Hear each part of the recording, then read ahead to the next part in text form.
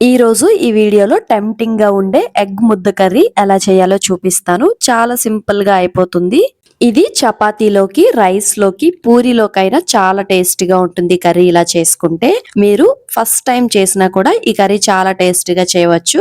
దీనిలో ఉండే ఒక సీక్రెట్ మసాలా వల్ల ఈ కర్రీ అనేది చాలా టేస్టీగా ఉంటుంది. ఒకవేళ మీరు ఎప్పుడు ట్రై చేయకపోతే ఈ కర్రీ ట్రై చేసి ఎలా కుదిరిందో కమెంట్ బాక్స్ లో కమెంట్ చేయడం మర్చిపోవద్దు. ఇలా ఎగ్ తో ముద్ద కర్రీలు ఎన్నో రకాలు చేసుకోవచ్చు. మీరు ఎప్పుడైనా ఇలా ట్రై చేశారో లేదో నాకు తెలీదు, కానీ ఒక్కసారి ఇలా ట్రై చేసి చూస్తే ఇంకా వదిలిపెట్టరు. మీ అందరికి చాలా నచ్చుతుంది. ఈ వీడియో మీకు నచ్చితే గనక సబ్స్క్రైబ్ చేసుకోవటం మర్చిపోవద్దు. ఇంకా సింపుల్ గా మీకు అర్థమయ్యే విధంగా ఈ కర్రీ ఎలా చేయాలో ఇప్పుడు చూపిస్తాను. ఫస్ట్ ఇలా మీడియం సైజ్ లో ఉండే ఆనియన్స్ అయితే 2 తీసుకోండి. 6 ఎగ్స్ తో ఈ కర్రీ చేస్తాం కాబట్టి గ్రేవీకి ఈ 2 మీడియం సైజ్ ఆనియన్స్ అయితే సరిపోతాయి. ఈ ఆనియన్స్ ని ఈ వీడియోలో చూపించిన విధంగా సన్నగా తరుక్కోవాలి. లేదు అనంటే ఇంత సన్నగా తరుక్కోలేము అని అనుకుంటే మిక్సీలో వేసి బరకగా గ్రైండ్ చేసుకోండి. ఆ తర్వాత ఆనియన్స్ ని పక్కకు తీసుకొని టమాటోలు 3 తీసుకోండి. ఎర్రగా ఉండే టమాటోలు 3 మీడియం సైజ్ లో ఉండే టమాటోలు తీసుకోవాలి. వాటిని కూడా ఇలా సన్నగా తరుక్కోవాలి. లేదు అనంటే వీటిని కూడా మిక్సీలో వేసుకోండి. మొత్తం టమాటోలు కట్ చేసుకున్నాక వీటిని కూడా ఒక కప్పులోకి తీసుకొని ఆ తర్వాత అయితే పచ్చిమిర్చి తీసుకోండి. పచ్చిమిర్చి దీనిలోకి 3 అయితే సరిపోతాయి. దీనికి పచ్చిమిర్చి కంటే కొంచెం కారం ఎక్కువగా వేసుకుంటేనే బాగుంటుంది. ఆ తర్వాత దీనిలోకి ఒక సీక్రెట్ మసాలా అన్నాను కదా, అది ఇప్పుడు చేసుకుందాం. ఫస్ట్ అయితే ఒక కప్పు వరకు పల్లీలు తీసుకొని ఇలా ఫ్రై అయిన తర్వాత దీనిలోకి 1 స్పూన్ ధనియాలు, 1 స్పూన్ జీరా, అలాగే దాల్చిన చెక్క కూడా చిన్నవి 2, అలాగే యాలకులు 3 లవంగాలు వేసుకుని, జీడిపప్పు ఉంటే వేసుకోండి, లేదంటే లేదు, ఇది పూర్తిగా ఆప్షనల్. మంచిగా ఈ విధంగా ఫ్రై చేసుకుని వాటిని అయితే ఒక కప్పులోకి అయితే తీసుకోండి. బాగా చల్లారనివ్వండి.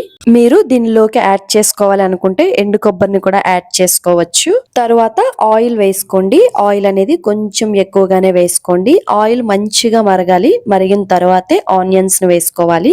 ఇలా మరిగిన తర్వాత ఆనియన్స్ వేసుకుని, ఆనియన్స్ ఇలా సన్నగా తరుక్కున్నాం కాబట్టి త్వరగానే మగ్గిపోతాయి. పచ్చిమిర్చి కూడా వేసుకోండి. మూత పెట్టి మగ్గిస్తే గనక త్వరగా మగ్గుతాయి. ఈ టైంలో దీనిలోకి 2 స్పూన్ల వరకు అల్లం వెల్లుల్లి పేస్ట్ యాడ్ చేసుకోండి. ఫ్రెష్ గా ఉండేది యాడ్ చేసుకోండి.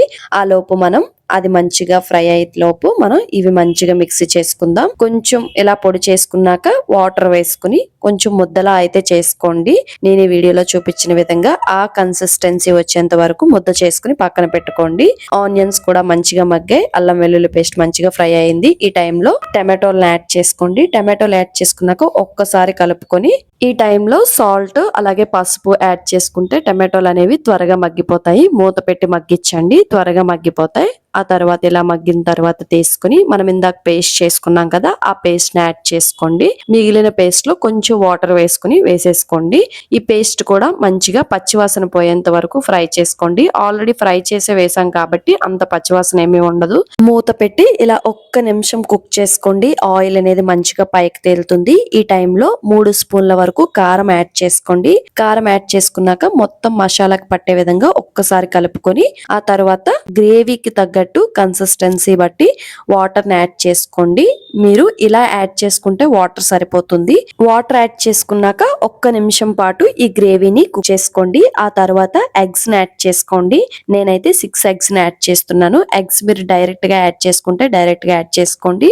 లేదు అని అనుకుంటే స్ప్రెడ్ అవ్వకుండా ఇలా చిన్న గిన్నెతో యాడ్ చేసుకుని ఇంకొక 2 మినిట్స్ లేదా 3 మినిట్స్ కుక్ చేసుకుంటే వైట్ అనేది ఇలా పైకి వస్తుంది. ఫోర్క్ తో గానీ లేదంటే స్పూన్ తో గానీ ఇలా గుచ్చుకొని చూస్తే అంటుకోకపోతే ఎగ్స్ మంచిగా బాయిల్ అయినట్టే. ఆ తర్వాత కొంచెం కొత్తిమీరని చల్లుకొని మూత పెట్టి ఇంకొక 1 మినిట్ కుక్ చేసుకుంటే వేడి వేడిగా ఈ ముద్ద కర్రీ రెడీ అవుతుంది. వెంటనే స్టవ్ ఆఫ్ చేసుకుని ఇలా దించుకొని కొద్దిసేపు చల్లారిన తర్వాత రైస్ లోకి సర్వ్ చేసుకుంటే గనక ఎంత టేస్టీగా ఉంటుందంటే అద్భుతంగా ఉంటుంది. ఒక్కసారి మీరు ఇలా ట్రై చేసి చూడండి, ఖచ్చితంగా మర్చిపోవద్దు.